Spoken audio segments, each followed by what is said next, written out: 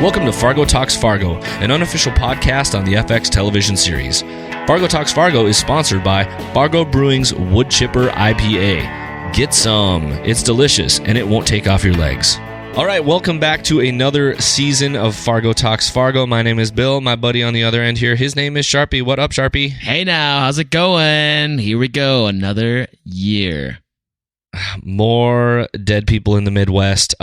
Real quick housekeeping tips. We're going to get out of the way. We were talking the other day about how we're going to do some of these things this year, and there's going to be a small change.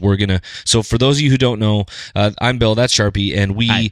We are from Fargo originally. I still live here. Charpie does not, but we've got a firm grasp on the Midwest, and so we're giving our take on the TV show based on what we're watching, and just throwing in our own fun anecdotal stuff about accuracy or interest about the area. And then tonight, Charpie, right? This is the hot dish for everybody who's never had it. That's right. The hot dish is our quick take on tonight's episode. It's something we try to get out as quick as possible so we can get those hot reactions that we have, those dying things we want to talk about right away before we do a deep dive into the show. So we'll try to get out a hot dish. We will get out a hot dish every single night the show airs. And then we'll do a deep dive later on in the week, and we're thinking that'll be Sunday. Yes, and some people might know that in the past, we've done Hot Dish the night of the show. The next night, we record and put out an episode. Sometimes we've been a day late, no big deal. But the show's on Wednesday nights, and I'm pretty sure it was on Tuesday last year. So it's really kind of butting into this Thursday, Friday area that gets kind of gray for us with our day jobs and other responsibilities. So we decided we're going to try out Sunday afternoons, or whatever it is we want to do. We might even make a hot dish and talk about it, and maybe put some recipes on the site if you want to get Midwest with us. We'll see how that goes. But so we're going to try record these on Sunday afternoons or something like that. Don't worry, we're still going to drink beer, and because Fargo Brewing is still a sponsor of the show, and we're gonna do that on Sunday and put it out. So if that hurts your feelings, feel free to let us know. You can always tweet us at Fargo Talks Fargo, or check us out on Facebook at facebook.com/Fargo Talks Fargo, or you want to make that gripe a little bit more private, or just have something you want to comment on. We had lots of great commenters over the last 2 seasons, and we hope to have that many on the third season here. You can just email us at podcast@fargotalksfargo.com. So let's just jump right in, Charpie. I know you got your good old goosebumps going on that when we traveled right into that world, and can you believe the minute? Can you believe that there's been a full year already since we've been in this universe? When people talk about, it seems kind of screwed up. People talk about how much 2016 sucked, and I'm pretty sure it was because there was no Fargo Talks Fargo. Not Also, the rest show, in just peace, Prince. just the podcast. Rest in peace, Prince. A fellow Just saying, Midwestern. It's been a year. I'm still sad. Okay, but yes, getting back to it. Sorry. I do have goosebumps. Starting right off the bat, I loved how the show started, like basically inside of a microphone. I was a little bit confused at first, but I was just like, "What is going on?" Yes, this is getting good. We're already making an entrance that is unexpected, and we're going into this world. We're going into Berlin, 1988. A great opening because we have no idea what the hell's going on outside of the obvious from history. But then we slowly zoom into this landscape of this this tundra, very Minnesotan-looking landscape, and the camera's very creepily kind of going towards it, and that score kicks in. And once you hear that score, you're back, baby. You're back in the Fargo universe. That excellent score from Jeff Russo. It's eerie. It envelops your whole body, and you just know. That's when you know that you're getting into some weird shit. Let's get weird, right? Wow. Yeah. Oh, yeah. Absolutely. I mean, you're already there. I know you are. But that's the. Yeah, I was doing the whole thing with the Berlin. I was like, "What is happening right now?" And then I was even just like, "What is this?" Talking about Jeff Russo and thinking about Maggie, and I was just like, "What?" And it was so. If you want to know, we'll talk about this more in the next episode. But that was a song called "The Cuckoo" by the Ural Cossacks Choir. Check that out in case you're looking for. You want to add that to your hot Thursday afternoon playlist after a real rough night of watching Fargo season 3. But yeah, you're right. It felt good, but it just, boy, I don't know if it it erased the sting of 16 months of waiting. That's pretty right, quick we're for here me. now. I don't want to get too, I'm not going to slobber all over everything here. I've been kind of excited for this, and I was really, and there's so many of the same players. It seems like Noah really surrounds himself with the same people over and over as he can because, talent, people, just the gravity of that pulls them together. So, Dana Gonzalez is back as a cinematographer, and it's just, we had all those things, that same color, that same tone. And I know you'd mentioned just briefly when we chatted right before we started recording, that you were interested, I really love that too, that whole, we're going through things. We were inside an air conditioner or we were the air conditioner as it tumbled and squashed poor Maurice. Sorry, spoiler alert, Maurice dies. Sorry, Scoot McNairy, we miss you. If you want to see more of Scoot, you just got to check out AMC's *Halt and Catch Fire*. He's great on that show. But I know you were going to mention something about the we've talked about cinematography, the way things look, and my cat is in here. Shut your mouth. He's mad about Scoot McNairy too. Did you drink a Red Bull right before this episode or something? Woo! You are on fire right now. It's getting late, but no, I know you brought up something about the. You're firing in all directions. The cinematography though, the split screening and stuff, and you'll be curious to see where this is going. So feel free to digress. When we started off the very first episode and we were inside that microphone, we were kind of slowly tumbling outside of it and getting into this world in Berlin. I thought that was pretty cool. And then you start to see that as a pattern. You saw the camera doing a similar movement, kind of going upside down when you're at the 25th anniversary with Emmett Stussey's house. We see it again with the air conditioner tumbling down as it falls on poor Maurice. So we're seeing all these movements of where the camera is really just kind of whimsically flowing through the air, and it just reminded me stylistically, although very different stylistically, how unique it is to this. Maybe that might be a unique thing to this season, whereas in season 2 it brought in the split screens and a lot of that kind of stuff, and that was very different from season 1. So they all seem to have very different flavors in terms of some of those cinematic effects, but maybe this will be a pattern. I don't know. We'll see. But it was very fun with the split screens in season 2. We'll see if this becomes a thing in season 3, or if this was just some fun stuff for the first episode.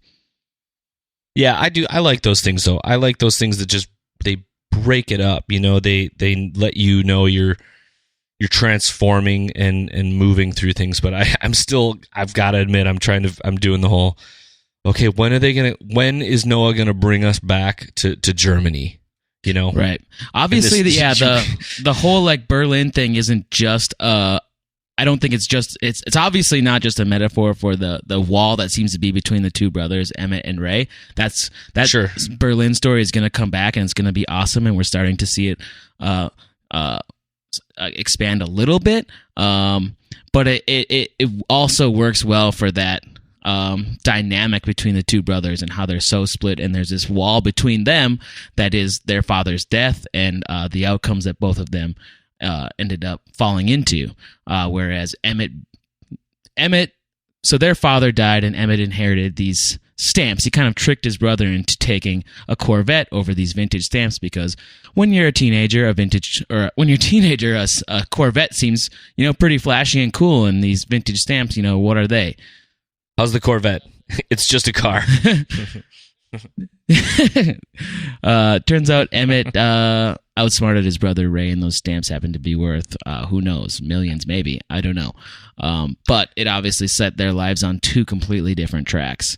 So that there's that rift between the two. So we're going to be seeing that play out. I loved the line towards the end when Ray and his girlfriend, or I don't know if you want to call her fiance quite yet, but they certainly are talking about it, when they had just taken third runner-up at the bridge tournament. Third runner-up in the Olympics, that'd be bronze.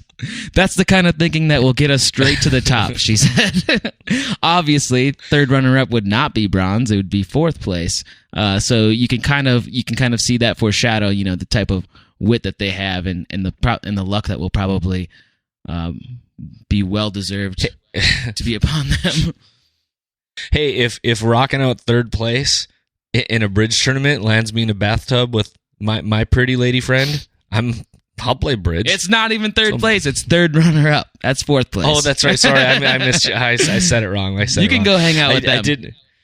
Oh, I think there's so many great things that are coming. I think the casting is looking really interesting this season. You and I have talked, obviously so long Scoot McNairy. But I know we're both going to be very, bated breath waiting for Jim Gaffigan to walk on screen. I think Michael Stuhlbarg as Cy is going to be fantastic, and if people say, oh, where's Michael Stuhlbarg from? He's, you know him from Boardwalk Empire. What else did I say? Oh, he was the lead in A Simple Man, an actual Coen Brothers film. And what else did I say he was in when we were talking about this the other day? Boardwalk Empire. It doesn't matter. It's okay. Yeah. He's cool. He's a cool guy. We'll get into it in the deep dish later. Yeah, exactly. We'll talk about that more. But I think it's and here we go. We've got the makings of another possible, the king of the parking lot king of Minnesota. Emmett has seemingly got himself into some money troubles, and now bango, there's a guy here saying no, that's not a loan. This is an investment, and the singularity and the whatever. We'll cover this all later. We're not going to get too deep. This is the hot dish, not the deep dish. I do love that he's the parking lot king of Minnesota because, that is definitely in Minnesota and North Dakota. Parking lots are surface lots are everywhere, and they're so annoying and frustrating. But they are. Yeah. That area is well known for massive parking lots. Big time. The I think we've mentioned it on a season before that the big parking lot that in the film Fargo, where he's scraping his windows and doing all that, that's actually currently that parking lot is gone. It is now where the Best Buy headquarters stands. Did you notice the parking lot pictured in Emmett's office? It was really right behind his desk. There's a big picture of a parking lot. He's a proud man. Yeah, I guess. He's in an elite club, he's the the king of the grocery stores, Yeah. And Abe Froman, the Sausage King of Chicago, it's a very prestigious club of people. All these kings. The kings. I'm very happy to see Carrie Coon playing a strong, coming into playing another strong lead, because she's already very strong in The Leftovers on HBO. If you're not watching that, you should probably check that out too. But I think this is going to be really interesting to see her character and what she does, because she right off the bat, when this whole deal goes down at Ennis's house, the mistaken identity, because Maurice goes to Eden Valley versus Eden Prairie, which whoops. You've made that mistake before. All the time. I go to visit my cousins are from Eden Prairie, and my brother used to live there. So it's when I was looking at that, I was like, oh geez. And you're just like, oh shit, that ain't gonna be good. It's like somebody's gonna die. So they are they are two very real cities in Minnesota, for those that don't know. Is Eden Valley real? Yeah. Yeah, it is. It's over in Stearns County. And they're close enough that they're not it's not without. Yeah, it could happen. What are they, an hour away? Something like that. What, let's take a minute. Let's do this. Let's maps this. So while I'm mapping Eden Valley to Eden Prairie, because that's what we do here on our show. Although we did nitpick about this. The one for season 1 about nobody goes back and forth to Duluth that simply. It's like a shitty drive. It's 5 hours. But that's, willing suspension of disbelief. So let's just not be jerks about it. But right. FYI, Eden Prairie to Eden Valley, just between the two, we're talking about an hour and 23 minutes. That's if you don't stop in Rock. That's if you don't stop in Rockford to take a pee or anything like that, Yeah, but you should definitely stop in Rockford. If it was me, I would take 94 personally, so I could stop in Albertville and visit the outlet mall. You would do that. I totally would do that. I mean, they might have a pretzel maker there. So, and I'm a sucker for that. They have outlet pretzel makers where they misshapen pretzels that they send to the pretzel maker outlet mall. Probably, yeah. This one got dropped on the floor. This one has one loop. Yeah, but or if you take another route, you can go through Litchfield, home of my friend Andrew Zilch, who I would love to get on the show if he's listening. Andrew, come on the show. But yeah, I love the setup of this show. I love where things are headed. I love that we've got all the themes we've always had, right? Crime family, strong female law enforcement, mistaken identities, or just weird happenstance stuff, and a king of some sort of industry. And oh, by the way, I have to this quote. He's like, "Where are you from?" America, in his incredibly thick British accent. So I don't know. I'm really excited, and I don't want to. I mean, I know we can't tarry too much on this, but the music was set up great. Here's my nitpicky thing: who has a light in their freezer? I mean, it looked cool as hell, but do you have a light in your freezer? I don't have one in my freezer. I don't think I've ever had one in my freezer. And I guess no, I take that back. You do? You have a light in your freezer? Yeah, I do. In a cheap freezer, though, like. Is it one of those closet ones that you like put in there yourself and you just punch it? No. I do. That's a good idea, actually. I wonder if that would work. Yeah, you should do that. Just like a touch lamp. Yeah. But yeah, I know what you and I both were jazzed about. I guarantee it. When that air conditioner scene goes down and she's just busting into it with the screwdriver, and like slowly Ray is like trying to help her out. Mm-hmm. And I'm like, or Nikki, when he's trying to help out Nikki. And when that drum corps kicks in, yes, it's on. It's on like Donkey Kong, and that made me so happy. That was also a great like Midwestern classic "Long Goodbye." Ray just couldn't leave. he said something. He was like, I mean, like right in the no way. I mean, and and just she's leave, like, man. And she's like holding the phone, and she's just like, get out of here. You just go. And he just couldn't. You're right. That is a Minnesota long goodbye. The only thing he wasn't doing was standing in the driveway, like looking down at gravel, kind of kicking it around with his foot, going, well, yeah, suppose I should get going now. But he did end up leaving, and he closed the door on apartment 301, just like we were closing the episode 1 of season 3. Yeah. I kind of reversed that. It's going to be great. Didn't make it as cool. I just also... See, now I'm thinking of other things I didn't like kind of think about when she stands up out of the bathtub and she has to tell him, like, Ray, get the gun. They're just both so busy looking at her headlights. But all in all, great. Finishing it off with a little Nathaniel Rateliff and the Night Sweats track, which is awesome. He's a Denver boy like I am now. So that was pretty cool. Yeah, you're still Fargo at heart, buddy. That's right. So that's the scoop. That's the hot dish. We're rolling it out, and we're two dead. 2 dead. Body count 2. Body count 2. So that's it. We'll be recording. So if you got beef with this, feel free to let us know. But maybe you want to wait and see how cool our episode is on Sunday. Yeah, or if you have beef, put it into a dish with some macaroni and cream of mushroom. Make your own hot dish. We're gonna. You know what? I'm saying it now. We need at least put out 2 recipes throughout the season. Just two. Maybe I'll do my mom's old famous taco hot dish. Oh, we'll do this. I could go for that. All right, we'll put the recipe on. We'll put the recipe online. I'll take pictures. I'll even make this shit. Just no macaroni salads. I don't want any of that bullshit. It's not picnic season yet. We need hearty, hot things. Yeah, hearty, hot, thick, creamy, buttery, sour creamy. Yes. It has to be like 400 calories per scoop, or you're not doing it right. Okay, Charpie. Let's wrap that up. Yeah. All right, we'll see you guys next time. All right, check you later. Fargo Talks Fargo. Later.